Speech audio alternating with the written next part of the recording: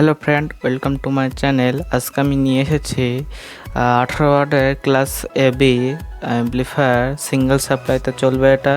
তো খুবই কম কম্পোনেন্টে আমি এটা বানানোর চেষ্টা করেছি। বাড়িতে এরকম ধরনের সিঙ্গেল সাপ্লাইতে অ্যাম্পলিফায়ার বানিয়ে নিতে পারেন। তো চলুন ভিডিওটা শুরু করা যাক। তো এই হচ্ছে সার্কিট ডায়াগ্রাম। 18 ওয়াট আছে, 20 TDA 20-30 অ্যাম্পলিফায়ার।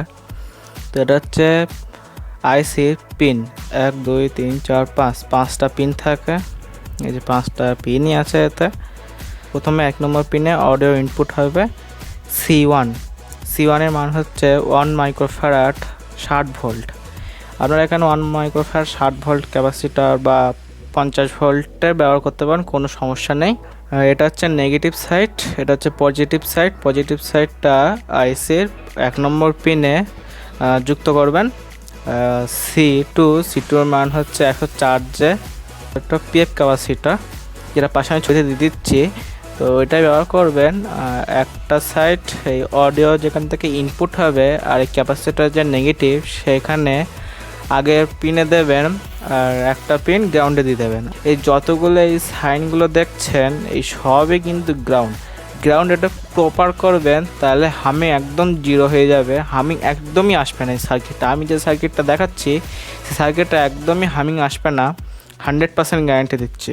আইসির 1 নম্বর পিনের এখান থেকে জাম্পার হয়ে R3, C4, R4, R5। R3 মান হচ্ছে 100K ohms, C4 এর মান হচ্ছে 47 মাইক্রোফ্যারাড 50 ভোল্ট, R4 এর মান হচ্ছে 100K ohms, R5 এর মান হচ্ছে 100K ohms। 5 যেটা সেটা এখান থেকে জুড়ে এই 5 নম্বর পিনে দিয়ে দেবেন ডাইরেক্ট সেটা। আর ক্যাপাসিটরের এটা হচ্ছে পজিটিভ সাইডটা এখানে দেবেন, এবং নেগেটিভ সাইডটা এখান থেকে গিয়ে জাম্পার হয়ে 3 নম্বর পিনে দিয়ে দেবেন। আর এইখানে এই যে দুটো আছে, এই দুটো এই যে R4 100K ohms সেটা এখান থেকে এখন জুড়ে দেবেন।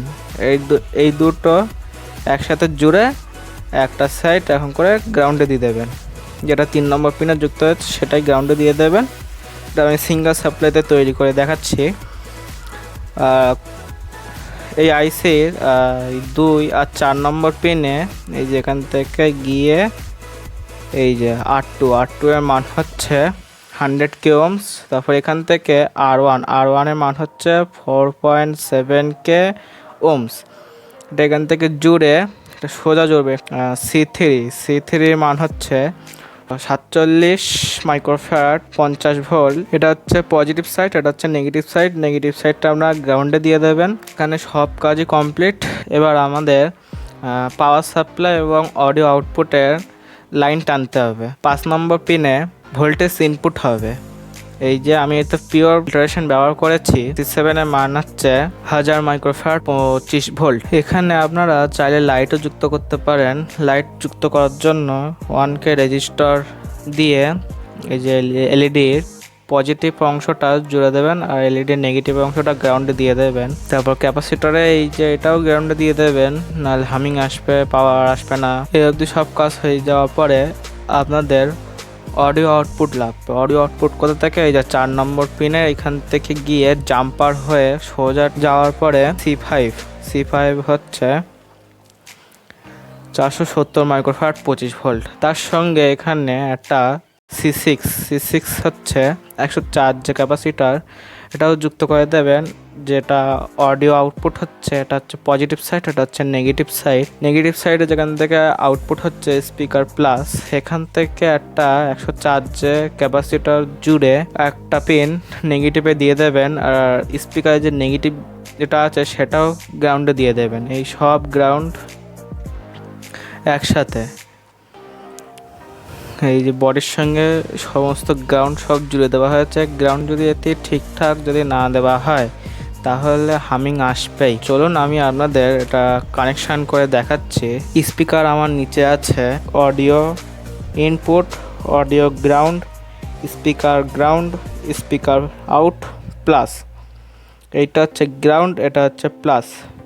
এই গ্রাউন্ডটা এখানেও দেবেন, এখানেও দেবেন। আমি আপনাদের দেখানোর সুবিধার্থে এখানে দিচ্ছি বা এখানে দিয়ে দিচ্ছি। আর এটা হচ্ছে পজিটিভ। আর আমি এখানে সব কানেকশানগুলো করে নিচ্ছি। তো বন্ধুরা, সব কানেকশান আমি করে নিয়েছি।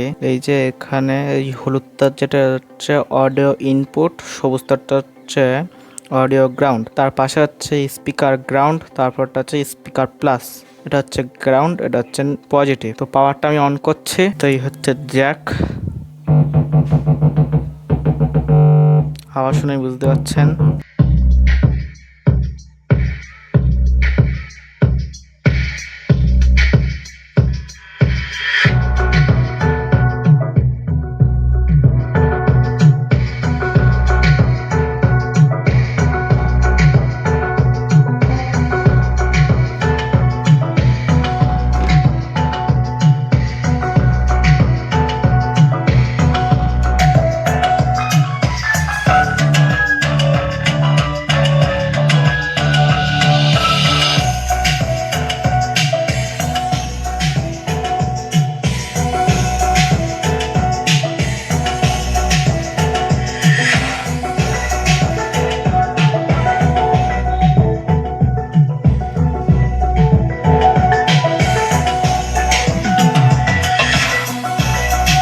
তো আশা করছি ভিডিওটা আপনাদের পছন্দ হয়েছে। এরকম আরও ভিডিও পেতে ফালকু ইলেকট্রনিক ল্যাব চ্যানেলটিকে সাবস্ক্রাইব করে পাশে থাকা বেল আইকনটাকে অলে প্রেস করে দিন। দেখা হবে পরে কোনো ভিডিওতে।